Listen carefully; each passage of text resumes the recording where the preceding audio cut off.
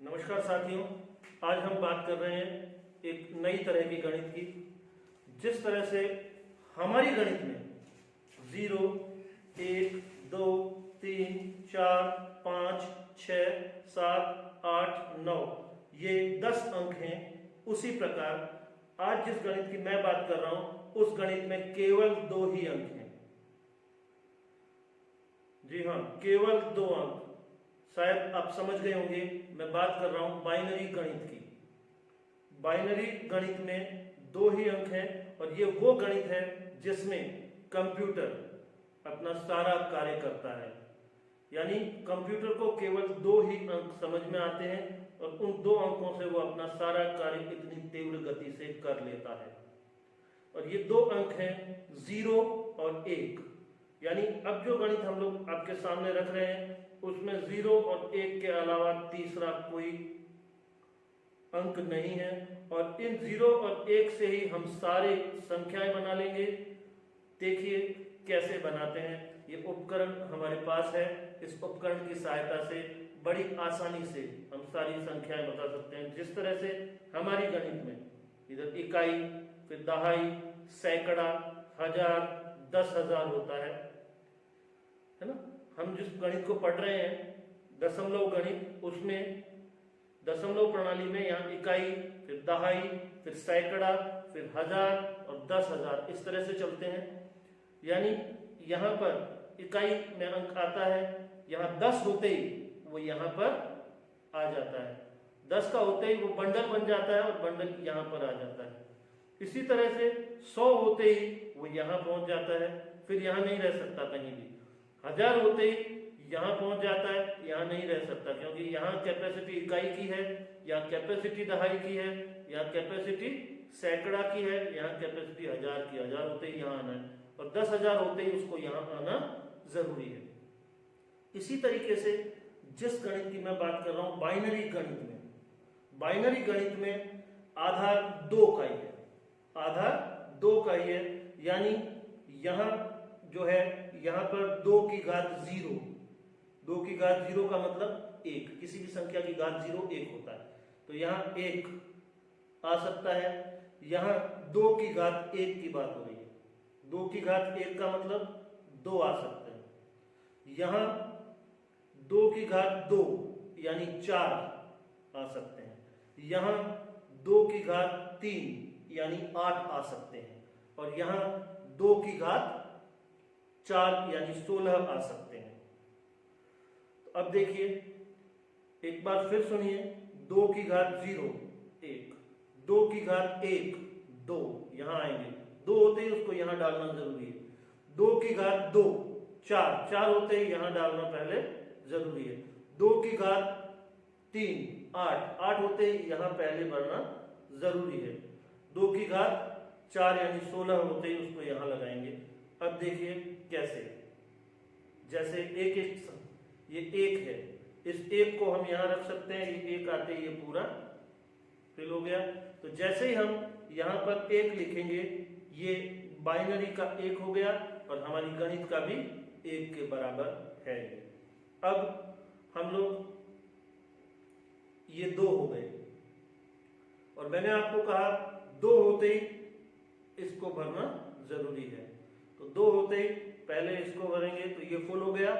ये 2 यहाँ है, फुल है और ये खाली है, तो ये फुल को लिखें 1, ये 1 और यहाँ 0। तो 1 0 जब भी लिखा जाएगा बाइनरी में 1 0 हमारे गणित के 2 के बराबर है। एक बार फिर देखिए, 2 चीजें थी, 2 होते ही मुझे इसमें रखना पड़ा और ये फुल हो गया, तो यहाँ 1 और यहाँ 0। तो 1 0 बाइनरी का 1 0 हमारी गणित के 2 के बराबर है।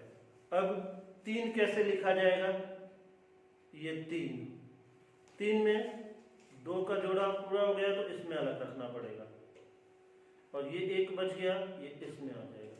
तो ये 1 और ये 1 जो पूरा हो गया वो 1, ये 1, क्योंकि 1 और 0 के अलावा कुछ लिख नहीं सकते।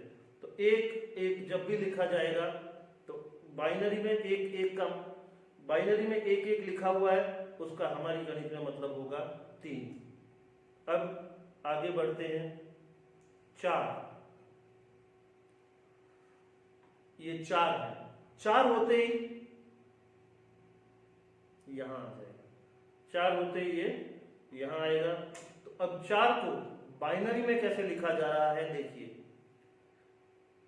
1 0 0, तो 1 0 0, बाइनरी का 1 0 0 हमारी गणित के 4 के बराबर है। हमारी गणित मतलब दशमलव गणित के 4 के बराबर है। अब 5 अगर हम लेते हैं तो ये 5 में 4 तो का कॉलम है, इसमें आ गई, और 1 ये कॉलम 2 का है, ये कॉलम 1 का है। 1 5 कैसे लिखा जाएगा, 1 0 1 1 0 1, ये बाइनरी का 1 0 1 हमारी गणित के 5 के बराबर है। आपको दिखाई भी दे रहा। 6 कैसे लिखा जाएगा, ये 4 इसके अंदर आ गया, ये 2 इसके अंदर आ गया। तो 6 के लिए 1 1 0, बाइनरी का 1 1 0 हमारे 6 के बराबर है। 7 में 4 पूरा हो रहा है, 4 इसमें डाल दिए, 2 पूरा हो रहा है, 2 इसमें डाल दिए, 1 इसमें डाल दिए। अब देखिए 1 1 1, बाइनरी का 1 1 1 हमारे 7 के बराबर है। अब देखिए आगे बढ़ते हैं। 8 किस तरह से लिखा जाएगा, ये 7 है, ये 8 हो गया। 8 इसमें 1 रह सकता है, इसमें 2 रह सकते हैं, इसमें 4 रह सकते हैं। 8 होते ही इसमें जाएंगे, तो 8 इसमें चला जाएगा यहां।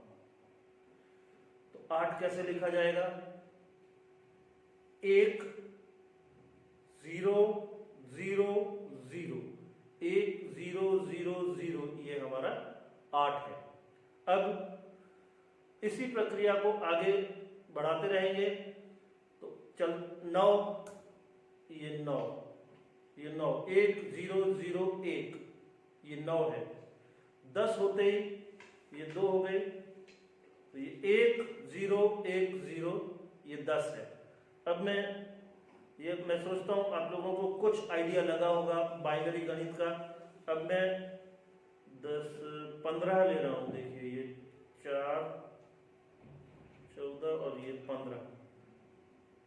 15 गोटियां ली है मैंने। अब 15 गोटियों को 15 को बाइनरी में किस तरह से लिखा जाएगा, ये उपकरण आपकी बहुत अच्छी हेल्प करेगा। 15 के लिए 8, ये 8 तो अलग करना है अपन, ये 7 है और ये 8 वाले में चली जाएगी, क्योंकि 16 तो है नहीं, अगला उपयोग में आएगा नहीं।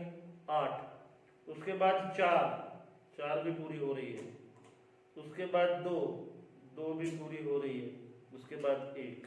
तो इसका मतलब 1 1 1 1, ये इसका मतलब है 15। बाइनरी में 1 1 1 1 का मतलब है 15। अब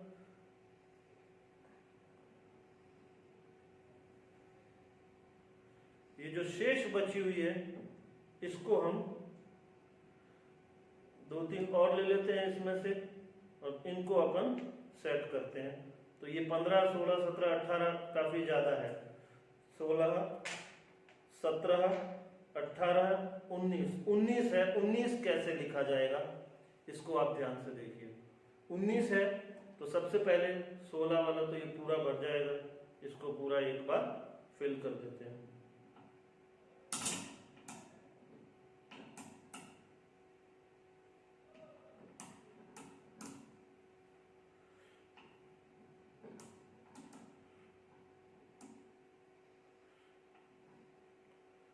ये 16 पूरा भर गया है। 1 2 3 4 5 6 7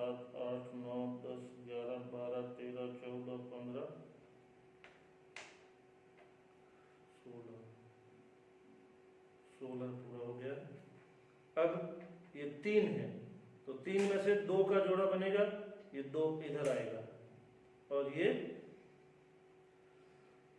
1 इधर। तो 19 को कैसे लिखा जाएगा? ये 1 0 0 1 1 1 0 0 1 1, ये 19 लिखने का तरीका है। इसी तरीके से अपन आगे भी बढ़ते हुए इन संख्याओं को आगे से आगे बढ़ा सकते हैं। और आपको बता दूं कि संख्याएं नहीं, कंप्यूटर तो ABCD को भी बाइनरी अंकों में ही पढ़ता है, उसके लिए भी बाइनरी कोड बने हुए हैं। कोई भी बात होती है उसको कंप्यूटर इन्हीं बाइनरी कोड्स में समझता और उसको क्रियान्वित करता है। तो इस गणित को सीखें और ज़्यादा से ज़्यादा इस पर प्रयास करें। एक नई चीज़ है, आपको सिखाने की कोशिश की, आपने सहयोग दिया, धन्यवाद।